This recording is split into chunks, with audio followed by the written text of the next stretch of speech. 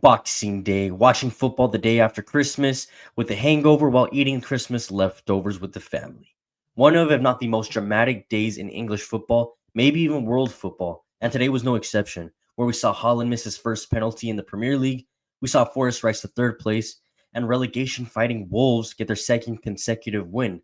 And we're going to talk about all of it. Hello and welcome back to another episode of Charla Football. I'm your host, as always, Gerardo. And if this is your guys' first time checking out the page, make sure to subscribe, follow, like, help us reach 200 subscribers, help us reach 5,000 on Instagram, help this page grow. Today, we're going to talk about the Premier League. We're going to talk about Boxing Day. We had so many dramatic scorelines, and the first one we're going to touch on is the reigning champs, Manchester City, in a game against Everton, a 1-1 draw. Everton, I think this is their like fourth, fifth draw in a row. I think they're technically undefeated in the Premier League, or at least in the recent matches.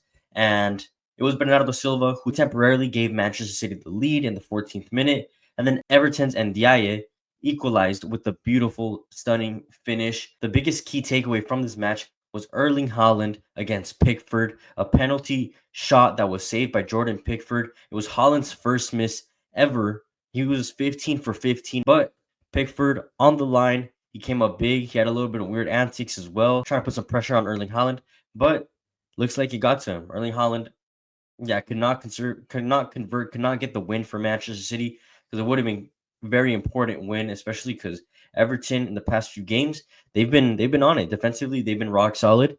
Offensively, they could do a lot better. We all know that, but right now they're safe. I think they're 5 points above relegation. They're in a good moment, playing against an Everton side right now, who in the beginning of the season probably would have been a laughing stock. Right now, you got to take them serious. They've drawn against Chelsea, Arsenal, now against Manchester City. So it looks like they're a very difficult team to face against. And meanwhile, Manchester City, they moved to 7th place. I think they dropped to 7th place when they were just in 6th. And yeah, for Manchester City, it's like there's nowhere else to go. There's no way to fix this. I know in the headlines and in the press conferences, Pep Guardiola is very comfortable. He seems like he knew that this time was going to come at some point. And I guess, like every team, if you're constantly winning, at some point you have to be losing. But I guess nobody really expected it to be in this kind of fashion. They need to get their stuff together. They need to get everything resolved, especially in the winter transfer market. I know they have a lot of key players injured, but that's not an excuse. Especially spending so much money on this squad, there has to be someone to fix this fucking problem for Manchester City. But I mean, until then, I guess we'll see what happens with City. I don't know if they're still going to be able to qualify. I mean, anything is possible in the Premier League, but with the rate that they're playing at, with the way that they're playing, do you guys feel that Manchester City will end in European spots still this season? Even Europa League. Let's talk about Europa League. And if they don't, like, what happens to Pep Guardiola? Do they keep him? Do they sack him? I know they just extended his contract, but it's technically would be considered a fracaso if they don't make it into the top 6, into any European spots. So time's ticking for Pep Guardiola and this Manchester City squad. Let's move on over to Newcastle versus Aston Villa. A 3-0 thumping of Newcastle over Villa. They smashed a 10-man Villa, to be fair. I think in the 30th minute, John Duran got red carded, a silly challenge. And that kind of conditioned the whole match for Villa. I don't think getting a red card was in the playing cards for this Villa team against Newcastle. I don't think it is for any team, but they had no reaction. And plus, also keep in mind that at the point that John Duran had gotten expelled from the match, it was already 1-0. Anthony Gordon had already put up the 1-0. And then, the second goal came in, the third goal came in, and it was pretty much wraps for Villa. Newcastle, just like that, their third or fourth consecutive win in a row. But this is their third win where they've destroyed the opposition by 3 or more goals. The last game was against Ipswich. They had won 3-0. Against Leicester, they had scored 4. And obviously in this one, they're scoring 3 as well. But the person I want to talk about is Alexander Isak. I don't think he's getting the respect that he deserves in the world. Not just in the Premier League. I think he's fairly rated in the Premier League, but in world football, I don't think a lot of people consider him as one of the best strikers in the world. I think he's really underrated, the way he moves with the ball at his feet for being such a physical, tall player. He's good in the air. He's good at holding up the ball. He can take on a few players if he wanted to. He's an all-around creative, fun striker to watch, and he's a threat, and he has proved it so far in the past few matches. Especially, he has 9 goals and assists in the last 5 matches against Liverpool, Brentford, Leicester, Ipswich, and now against Villa, of course, getting on the score sheet. But overall, at 25 years of age, he's putting up great numbers in the Premier League. He has 49 goals and assists in 68 matches. I think Isak is easily Newcastle's best player. And I mean, you guys can give me another underrated striker in the Premier League or fairly rated, but he needs to be talked about more. He needs to be given his respect because what he's doing, 25 years old, not really easy. The only player that's putting up similar numbers is probably Erling Haaland, but he's a different beast, to be fair. And as for Newcastle, in their third consecutive win in a row, that helps them get to 5th place, fighting for European spots. They need to get back in there. I mean, we saw what they did that first year in the Champions League. Nothing really impressive, but with this squad, with a little bit more experience, I would love to see a team like Newcastle in the Champions League, especially a historic stadium like St. James's Park in the Champions League. That has to be there every year. Now let's jump over to where the magic is happening, and that's at Nottingham Forest, where they beat Tottenham 1-0. I think this is Tottenham's 5th consecutive loss, something like that.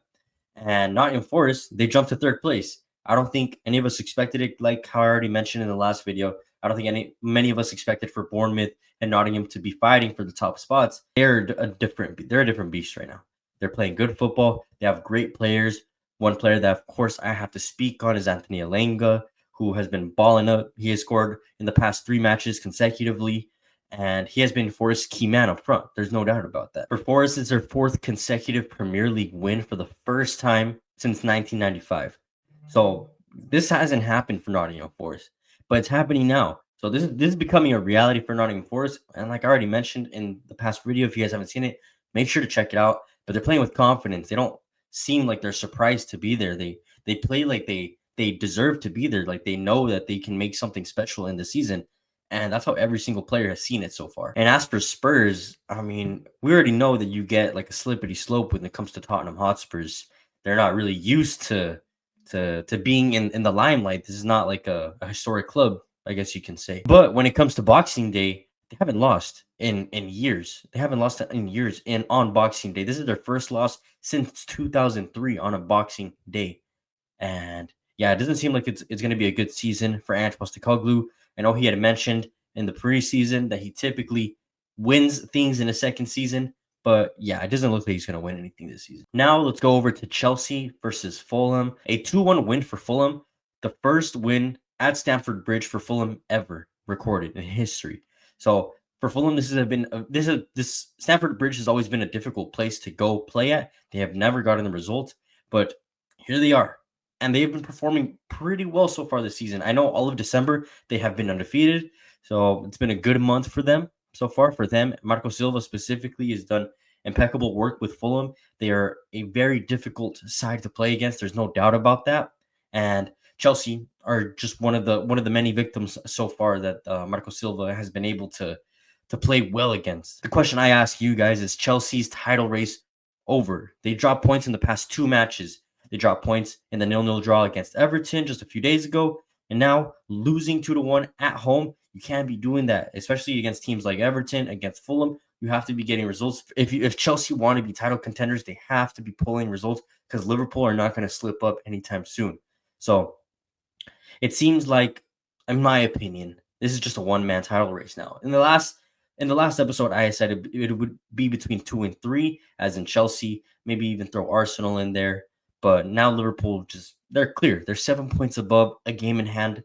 Come on, how is anyone going to catch up to that? But I thought this match was going to be different. Cole Palmer had opened up the score in the 16th minute. A beautiful finish, typical Cole Palmer. Honestly, you can't expect anything less than from this guy. I mean, he's just an absolute magician with the ball at his feet.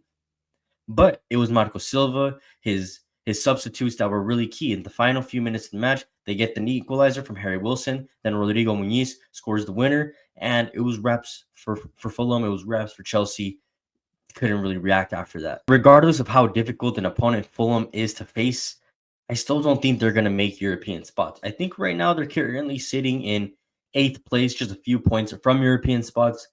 They can possibly compete to get there, but I don't think at the end of the season they will be in European spots. I think there are better teams. I'm looking at teams like Aston Villa. You still have Manchester City, who I'm sure will try to be fighting at the end of the season. Nottingham Forest, Bournemouth, think there are more complete teams all around. Fulham is a good team, but I don't think it's going to be enough for them to end in European spots by the end of the season. But let me know what you guys think. I could be wrong. Now we go to one of the dramatic matches of the day, a Wolves match versus Manchester United. Honestly, I thought it was going to be an easy win for Manchester United. They really needed a win, but it was the opposite. Wolves got a pretty comfortable 2-0 win over Manchester United. They had recently sacked Gary O'Neill for Vitor Pereira, and in only his second game in charge, he already got his second consecutive win. Whether that's a new manager bounce or this was the right call from the Wolves board, I'm not sure yet. I guess only time will tell.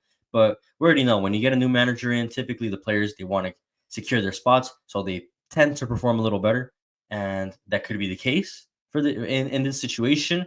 But this could also be the turning point for Wolves in the season. Right now, they are temporarily above relegation, sitting right above Leicester City, I believe. And it's not like they're a bad team. They honestly have some ballers. And the first one that comes to mind is Mateus Cunha. They have good enough players to at least, they shouldn't be in relegation, you know? Or at least shouldn't be fighting for relegation, at least a mid-table team with their squad. But maybe with this appointment of Vitor Pereira, this could be something different for them and maybe help them towards this mid part going towards the end of the season. As for Manchester United, it's just shocking. Honestly, I mean, I think a lot of us expected this to happen, but so quickly under Ruben Amorim, I don't know. And I'm not blaming Amorim at all. I don't think any of this is Amorim's fault. He was handed a complete mess from the get-go. I think he knew what he was getting himself into. He's already put it out in the press conferences. He has said it himself that at some point teams were going to find them out. And ever since he said that, it's been just losses. This is their fourth defeat in the last 5 matches for Manchester United.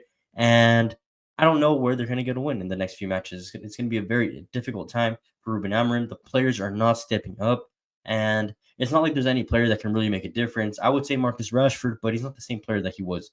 You know, we know that he's an incredible player, but I don't think he wants to be at Manchester United. There's already some bad blood between him and the coach. Is not the environment for a player to really thrive. And if they really want to make a change, this January window has to be the window where they get 2-3 young, solid players that will play for the badge and that will run their asses off, unlike the players that they have right now, because it looks like nobody really wants to be there. Where things are all rainbows and sunshine, we go to Liverpool versus Leicester City, a 3-1 win for Liverpool, where Leicester were actually leading for a quarter of the match, 30, 40 minutes, until obviously Liverpool find the equalizer. Leicester did what they had to do. They got the opening goal quite early on. They held on for as long as they could, but we already knew it was going to be at some point Liverpool had to break that defense. I mean, with the world-class players that Liverpool have, of course that was going to happen, right? And yeah, eventually 1-1, 2-1, 3-1, Mohamed Salah on the score sheet as well. I mean, all around a beautiful day for Liverpool on Boxing Day, at least on recent time. They've done impeccably well. This is their 8th consecutive win on Boxing Day, so I don't think there was any expectation of that not happening today. And for all the non-believers, tweeting the leaders, we already know Liverpool are probably going to end this season as the Premier League title winners. There's no one else that's probably close enough or as consistent enough. Chelsea were that guy. They were, but not anymore. They drop points. They keep dropping points consistently. And yeah, you cannot get that from a title-winning team. I think the most consistent, the scariest team right now in the world is Liverpool, without a doubt. So if there's any doubters out there that think that Liverpool are not going to win the Premier League title, you honestly got to check yourself into a mental rehabilitation center, because it's quite clear that they are going to be the title winners at the end of the season. It's 7 points right now between first and second with the game in hand, which that game is against Everton, who I know is not an easy team to play against. But this Liverpool team can get a result and probably will destroy Everton when they play that match. So for Liverpool, this is their title to lose, and I don't think they're going to lose it. So congrats to Liverpool for winning the Premier League in just fucking 18 matches. But let me know if you guys agree with any of my takes, any of these questions that I have for you. Please feel free to answer down below. Let's have discussions down there. I always respond. And make sure you guys subscribe, follow, like, check out all the platform links down below. I'll see you guys on the next one. Peace out. Thank you. Happy holidays.